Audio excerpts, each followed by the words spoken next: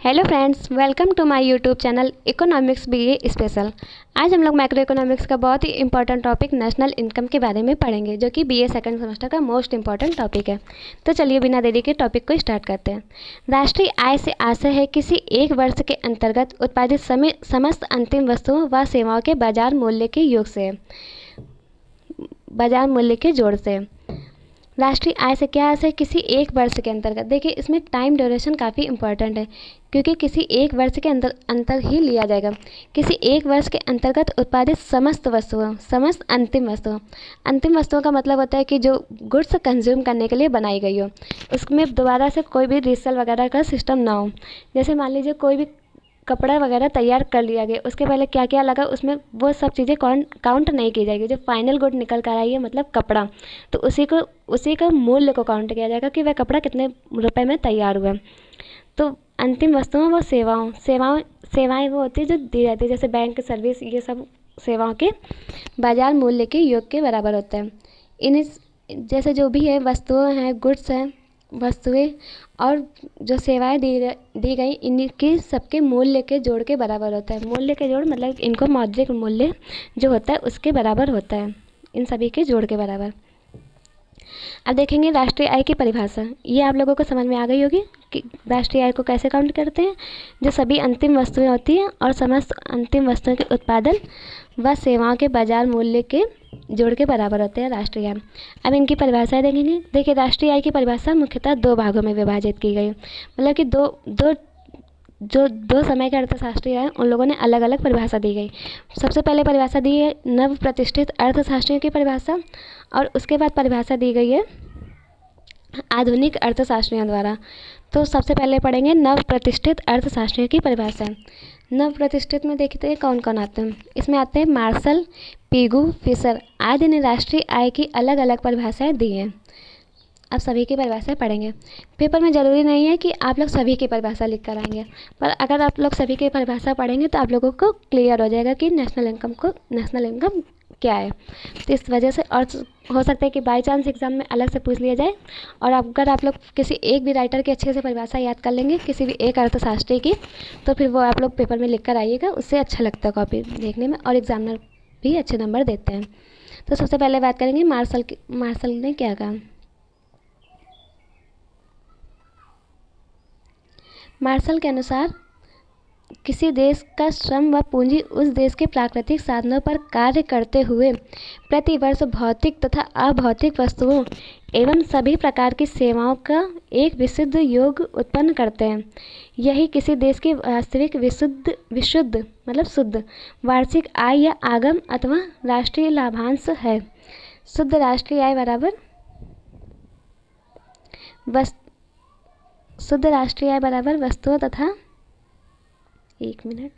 वस्तुओं तथा सेवाओं का वार्षिक उत्पादन प्लस विदेशी विनियोगों से प्राप्त शुद्ध आय माइनस कच्ची सामग्री की लागत माइनस मूल्यह्रास। देखिए, प्रोफेसर मार्शल का क्या कहना था। किसी देश का श्रम व पूंजी उस देश के प्राकृतिक साधनों पर कार्य करते हुए, मतलब किसी भी देश का जो श्रम और पूंजी है उस देश के प्राकृतिक साधनों पर कार्य करते हैं। जैसे किसी देश का श्रम और वह पूंजी उसके देश के साधनों पर लगाया जाए, तो जो प्रति वर्ष मतलब एक वर्ष में भौतिक तथा अभौतिक वस्तुओं एवं सभी प्रकार की सेवाओं का जो योग होता है, और यही किसी देश की वास्तविक विशुद्ध वार्षिक आय या आगम अथवा राष्ट्रीय लाभांश कहलाता है। जैसे किसी भी देश का जो श्रम है और वो पूंजी है, जैसे किसी देश का श्रम हो गया, जो मतलब कि मजदूर होते हैं, किसी फैक्ट्री वगैरह में काम करते हैं, तो जैसे एक तरह से मानव श्रम और पूंजी श्रम ये जो लगाए जाते हैं, उस देश के समस्त श्रम को लगा दिया जाए, उसके बाद जो एक वर्ष में भौतिक तथा अभौतिक वस्तुएं एवं सभी प्रकार की सेवाओं का योग ही राष्ट्रीय आय कहलाता है। तो जो राष्ट्रीय आय का इन्होंने फार्मूला दिया है, वो दिया शुद्ध राष्ट्रीय आय तथा आय बराबर वस्तुओं तथा सेवाओं का वार्षिक उत्पादन। जो वस्तुएं और सेवाओं का वार्षिक उत्पादन मतलब एक साल में कितना उत्पादन किया जाएगा, प्लस विदेशी विनियोगों से प्राप्त शुद्ध आय। जो विदेशों से प्राप्त हो रही है हमारी आय, जब हम लोग निर्यात करते हैं तो उससे जो हमारे इनकम होती है उसको ऐड करेंगे राष्ट्रीय आय में, माइनस कच्ची सामग्री की लागत, जो कच्चा माल होता है जैसे ऊन हो गई, इसको कच्चा माल में काउंट कर देंगे। जैसे गन्ने से चीनी बनाना, तो जो इसकी कॉस्ट आती है इसको भी माइनस किया जाएगा। उसके बाद मूल्यह्रास, मतलब कि जो भी हमारा नुकसान हुआ उसको माइनस कर दे तो उसमें तो राष्ट्रीय आय निकल जाएगी। तो एक बार इसकी फिर से पढ़ेंगे। शुद्ध राष्ट्रीय आय बराबर वस्तुओं तथा सेवाओं का वार्षिक उत्पादन प्लस विदेशी विनियोगों से प्राप्त शुद्ध आय माइनस कच्ची सामग्री की लागत और माइनस मूल्यह्रास। आई होप आप लोगों को समझ में आ गया होगा, शायद परिभाषा थोड़ी ज़्यादा जल्दी हो गई। उसके बाद देखेंगे पीगू की परिभाषा। पीगू के अनुसार क्या होता है?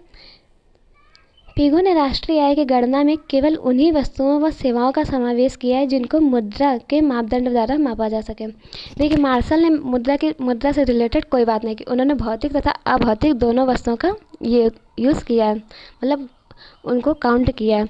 परंतु पीगू के अनुसार केवल उन्हीं वस्तुओं व सेवाओं को समावेश किया है इन्होंने जिनका मुद्रा के रूप में मापदंड हो सके।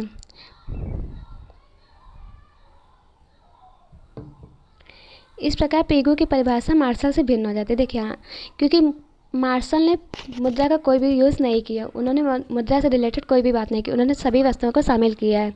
और जबकि पीगू ने केवल उन्हीं वस्तुओं को शामिल किया जिनका मौद्रिक, मतलब जिनको मुद्रा के रूप में मापा जा सके।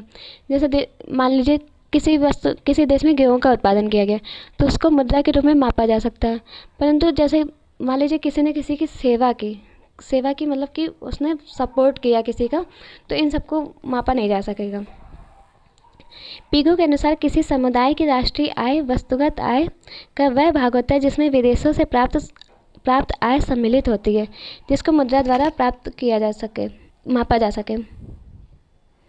जैसे देखिए, किसी समुदाय की राष्ट्रीय आय वस्तुगत आय का वह भाग होता है जिसमें विदेशों से प्राप्त आय सम्मिलित होती है और जिसको मुद्रा द्वारा मापा जा सके। तो जिनको मुद्रा द्वारा मापा जा सकता है उन्हीं की बात केवल पीगू करते हैं, उन्हीं को मतलब पीगू मानते हैं, प्रोफेसर पीगू। राष्ट्रीय आय बराबर मौद्रिक आय प्लस विदेशों में विनियोगों से प्राप्त आय।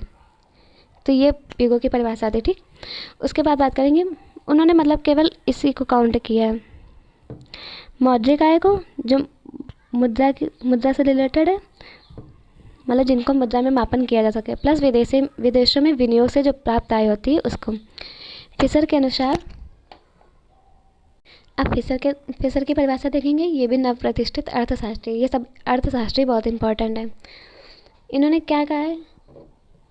इन्होंने कहा है राष्ट्रीय लाभांश या आय में केवल वे ही सेवाएं सम्मिलित की जाती हैं जो अंतिम उपभोक्ता को प्राप्त होती हैं, चाहे वे वस्तु भौतिक हो तथा मानवीय वातावरण से प्राप्त हुई हो। देखिए, उन्होंने बात की है कि जो जैसे राष्ट्रीय आय में केवल उन्हीं वस्तुओं को व सेवाओं को शामिल की जाएंगी जो अंतिम उपभोक्ता को प्राप्त होती है, जो मतलब कि वस्तु कंज्यूम कर ले, फाइनल कंज्यूम कर ले, वो उसके बाद कुछ बचे ही ना, चाहे वो भौतिक हो तथा मानवीय वातावरण से प्राप्त हुई हो।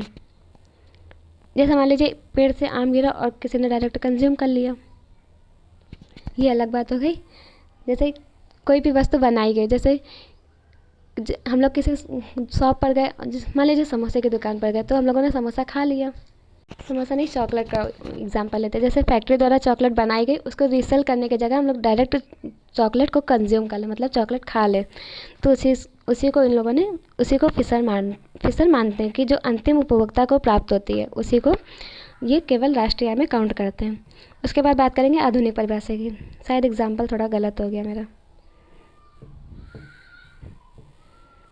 सही है, क्योंकि उसमें लास्ट में उपभोक्ता जो मतलब कि उपभोक्ता ग्रहण कर ले, अंतिम वस्तु उपभोक्ता को मिल जाए। तो आप लोग अगर परिभाषा लिखने को आए अलग से, तो एक राष्ट्रीय आय की जो परिभाषा सबसे पहले दी गई थी वो लिखिएगा। अगर उसके बाद मार्शल या पीगू में से किसी की परिभाषा, या फिर ये जो अब आगे पढ़ेंगे आधुनिक अर्थशास्त्री, ये भी इंपॉर्टेंट है, इनमें से किसी एक की परिभाषा लिखकर पेपर में ज़रूर आइएगा। तब बात करेंगे राष्ट्रीय आय समिति द्वारा क्या माना गया, मतलब कि राष्ट्रीय आय समिति ने किसको राष्ट्रीय आय में काउंट करने को माना है।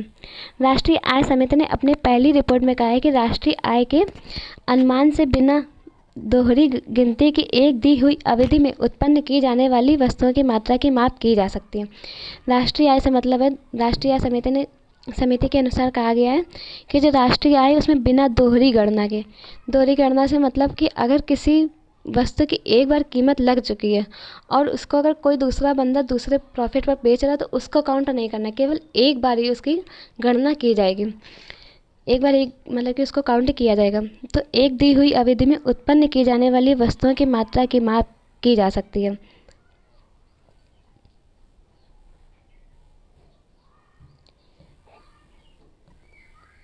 ये हो गई राष्ट्रीय आय समिति की परिभाषा। अब प्रोफेसर साइमन कुजनेट्स के पढ़ेंगे।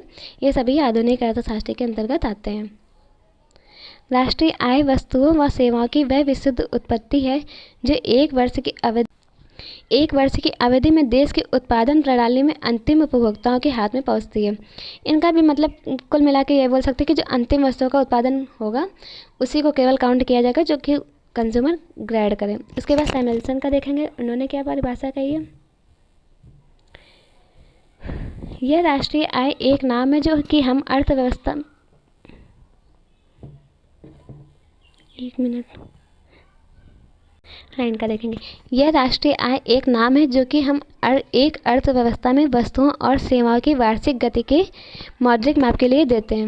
मतलब कि इन्होंने भी एक वर्ष के दौरान जो मौद्रिक माप की जा सकती है उन वस्तुओं व सेवाओं को काउंट किया है। अब देखेंगे फाइनल कंक्लूजन क्या निकलता है और आप लोगों को कौन सी परिभाषा लिखकर पेपर में आनी है। आई होप आप लोगों को नेशनल इनकम के बारे में समझ में आ गया होगा कि अर्थशास्त्रियों के क्या क्या दृष्टिकोण रहे हैं। तब बात करेंगे कि फाइनल कंक्लूजन और फाइनल डेफिनेशन क्या निकली। किसी देश की राष्ट्रीय आय साधारणतः एक वर्ष में, देखिए एक वर्ष इंपॉर्टेंट है, एक वर्ष को ही देखा जाएगा, एक वर्ष में उत्पादित समस्त वस्तुओं व सेवाओं के मूल्य का योग, जिसमें से वस्तुओं व सेवाओं के उत्पादन हेतु प्रयोग की गई मशीनों एवं पूंजी की घिसावट को घटा दिया जाए। मतलब कि जो भी नुकसान हुआ है वो पूंजी का, मतलब कि जो रुपए लगे वैसे रुपए लगे जो कि नुकसान के रूप में गिने जाएंगे, उनको घटा दिया जाता है। विदेशों से प्राप्त विशुद्ध आय को जोड़ दिया जाता है और इसी से राष्ट्रीय आय प्राप्त हो जाती है। अब देखेंगे बहुत ही सिंपल लैंग्वेज में समझेंगे कि फाइनल कहना क्या चाहते हैं। राष्ट्रीय आय किसी देश की एक वर्ष या निश्चित समय अवधि की आय होती है। यह वस्तुओं व सेवाओं दोनों के मूल्य का योग होता है। ठीक, जैसे किसी भी देश में कितनी वस्तुओं का उत्पादन किया जा रहा है, कितनी सेवाएं प्रदान की जा रही, इन सभी का मौद्रिक मूल्य का योग होता है। इसमें से पूंजी की घिसावट को घटा दिया जाता है, जो मूल्य ह्रास हुआ मतलब नुकसान हुआ उसको घटा दिया जाता है। इसमें विदेशों से प्राप्त विशुद्ध आय का मतलब है निर्यात माइनस आयात। निर्यात माइनस आयात, जो हम लोगों ने बेचा है और जो हम लोगों ने खरीदा है, बेचने वाले से खरीदने वाले को घटा देंगे, तो इससे जो इसका जो जोड़ होगा उसको राष्ट्रीय आय में फिर ऐड कर देंगे। तो अब देखेंगे राष्ट्रीय आय को क्या लिख सकते हैं। राष्ट्रीय आय बराबर उपभोग व्यय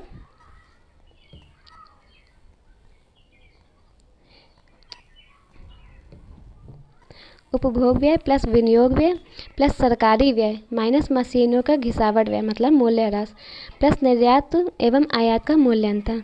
national income equal to C plus I plus G minus D plus X minus M. एक बार देखिए फिर से पढ़ेंगे। राष्ट्रीय आय बराबर उपभोग व्यय मतलब कि जो हमारा व्यय होगा उपभोग पर, उसके बाद विनियोग व्यय जो खर्चा किया गया है उसका बेचने के लिए विनियोग, प्लस सरकारी व्यय जो सरकार ने खर्चा किया है, जैसे सेवाएं प्रदान की, जैसे रोड बनाए, हॉस्पिटल बनाए, इन सबको सरकारी, गवर्नमेंट हॉस्पिटल, ये सब सरकारी व्यय होता है। और सड़कें अच्छी बनवा दी गई हैं, इन सबको सरकारी व्यय में काउंट किया जाता है। और विनियोग से मतलब है कि जो इन्वेस्टमेंट किया जाता है, किसी जैसे इन्वेस्टमेंट किया गया, मशीनों पर इन्वेस्टमेंट किया गया, ये सब चीज़ें, प्लस माइनस मशीनों का घिसावट व्यय मतलब कि जो मूल्य ह्रास हुआ, नुकसान हुआ, उसको माइनस कर देंगे, प्लस निर्यात एवं आयात के मूल्य का अंतर, जो निर्यात किया गया और जो आयात किया गया उसके मूल्य का अंतर। निर्यात को x और आयात को m से डिनोट करते हैं।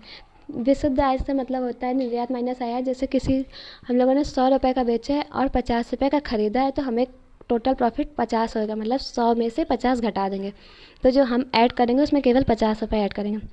तो ये हमारा राष्ट्रीय आय का टॉपिक पूरा हो गया। आई होप आप लोगों को बहुत ही अच्छे से समझ में आया होगा। अगर वीडियो पसंद आई तो प्लीज़ लाइक करिएगा, चैनल को सब्सक्राइब करिएगा और अगर कमेंट करेंगे तो और भी अच्छा लगेगा। Thank you. और आपको किसी और टॉपिक से वीडियो चाहिए तो वो भी आप लोग कमेंट में ज़रूर बताइएगा।